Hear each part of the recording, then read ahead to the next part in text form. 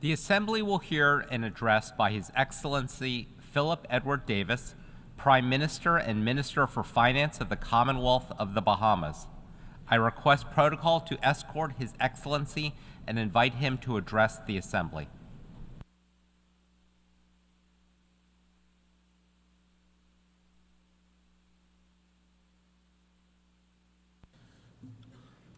Mr. President, Mr. Secretary General, Your Excellencies, I wish to congratulate Ambassador Yang on accession to the presidency of the General Assembly for this year coming, and give my best wishes to outgoing Ambassador Francis for leading us in the last year.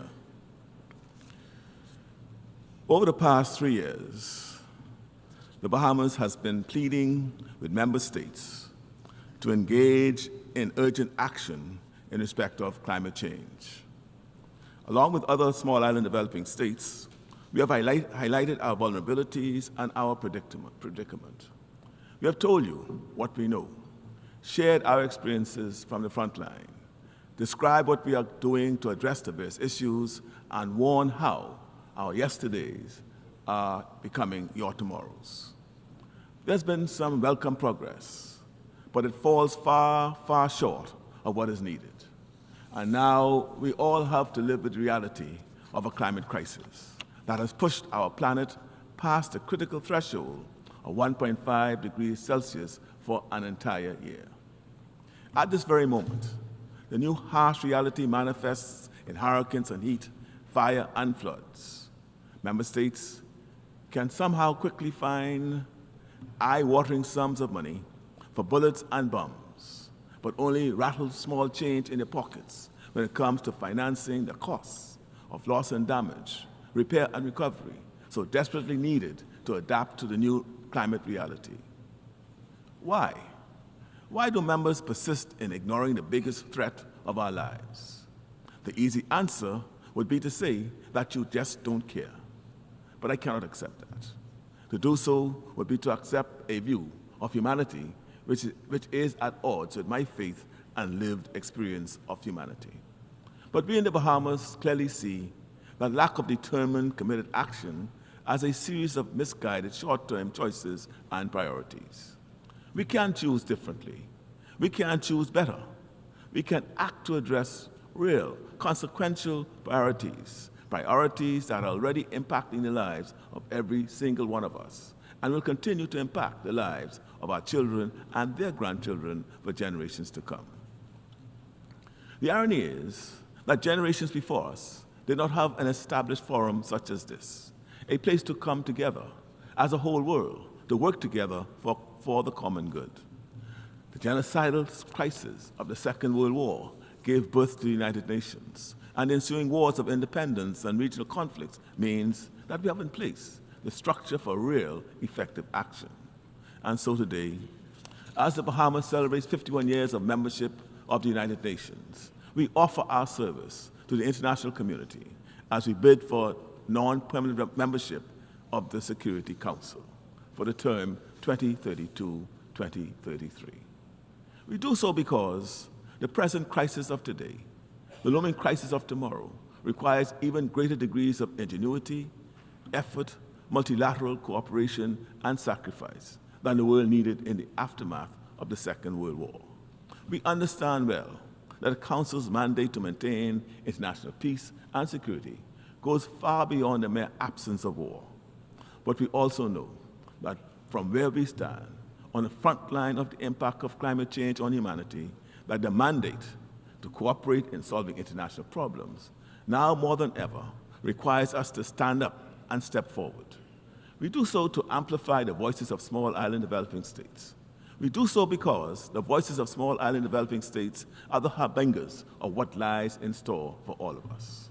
The Security Council of the future will not be equipped to deal with the biggest crisis of our time without voices like ours at the table. The link between climate change and global security is undeniable. Things are bad now, and they're going to get a lot worse before they get better. Climate considerations must be integrated into all aspects of the Security Council's work. Because of this, the Bahamas stands ready to advocate and support whatever reforms are needed to help maximize the effectiveness of the work of the Council. Membership for countries like ours was not what the Charter members contemplated when the UN was established, but it is countries like ours which will help the Council with inclusive, truly representative decision-making needed to help address the greatest crisis of our time. Friends, aspirations to lasting global peace and security will remain empty dreams if not supported by economic security. For too long, the global financial system has been skewed against developing nations. It is a cruel irony that industrialized nations who bear the greatest responsibility for the climate crisis often perpetuate another form of injustice in the form of our current global system. We have been instrumental in exposing the hypocrisy of unilateral blacklisting and advocating for a framework that prioritizes fairness and inclusivity. The present system, with its dark rules and uneven playing field, drains resources from developing countries, leaving us to grapple with the consequences. The Bahamas refuses to accept this double standard. We are raising our voice to demand a fairer and more equitable international framework, one where the voices of all countries, regardless of population or GDP, are heard and respected.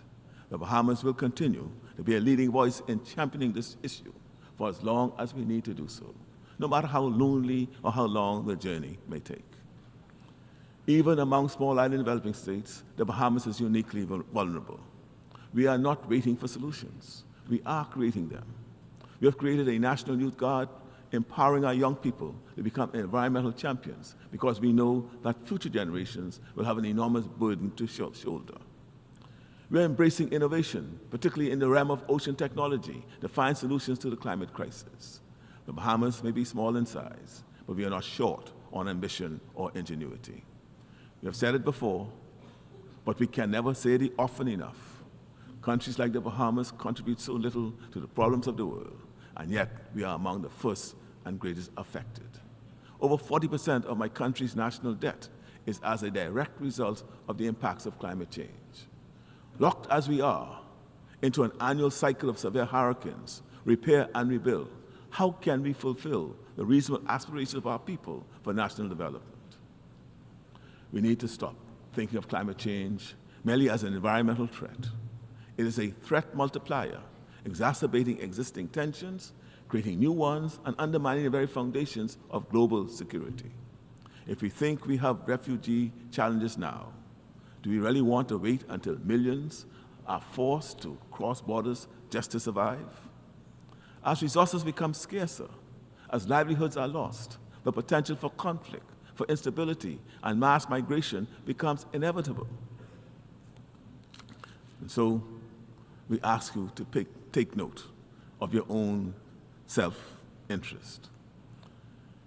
Your Excellencies, in our Caribbean region, the Republic of Haiti is facing a multidimensional security crisis. It is born of gang violence and resource scarcity, made worse by massive earthquakes, hurricanes, and other natural hazards.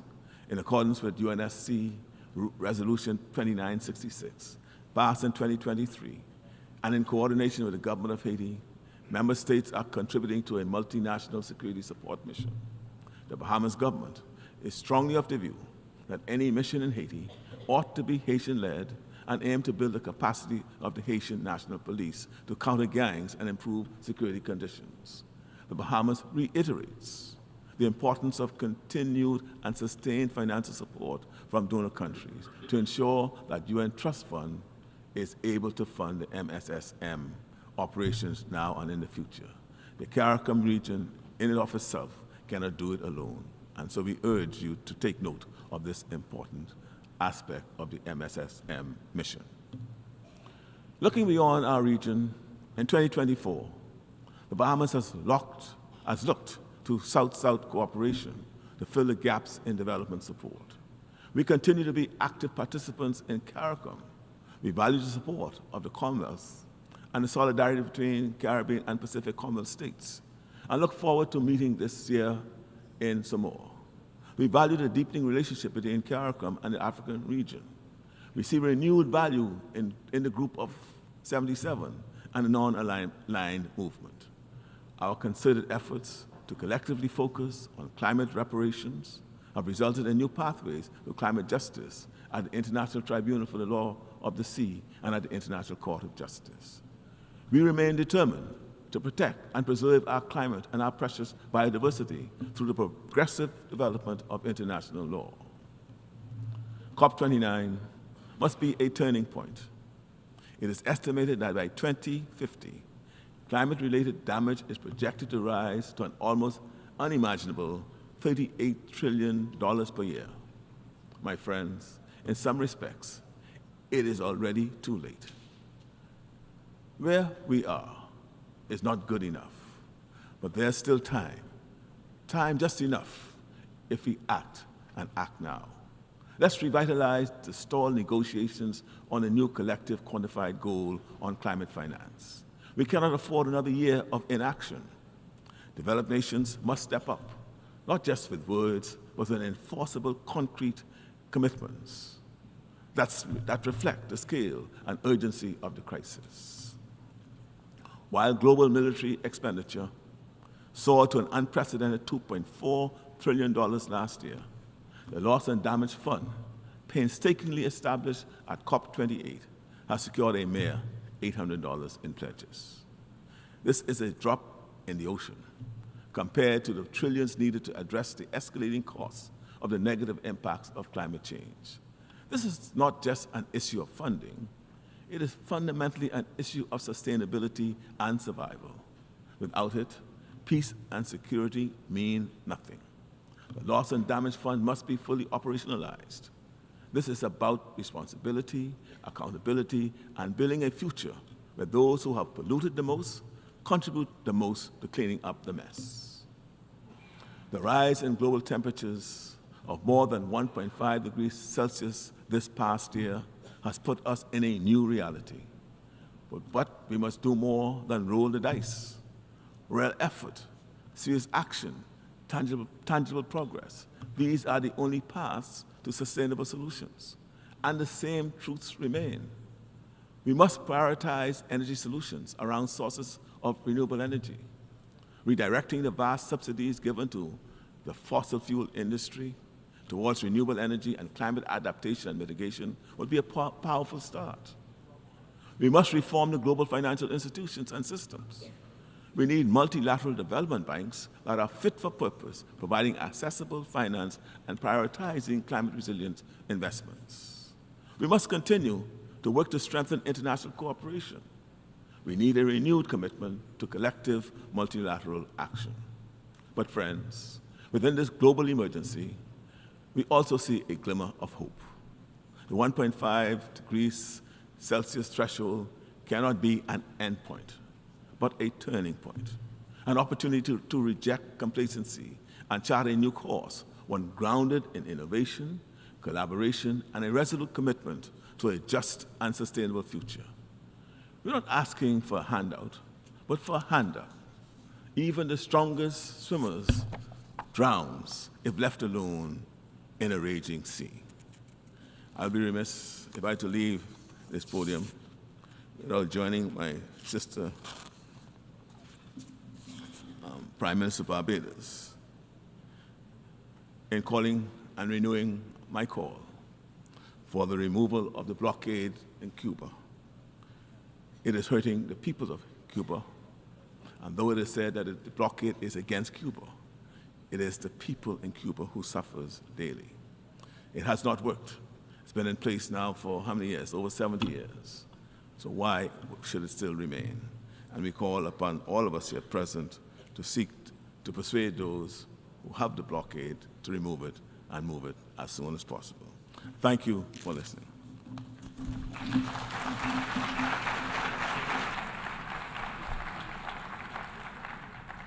On behalf of the Assembly, I wish to thank the Prime Minister and Minister for Finance of the Commonwealth of the Bahamas.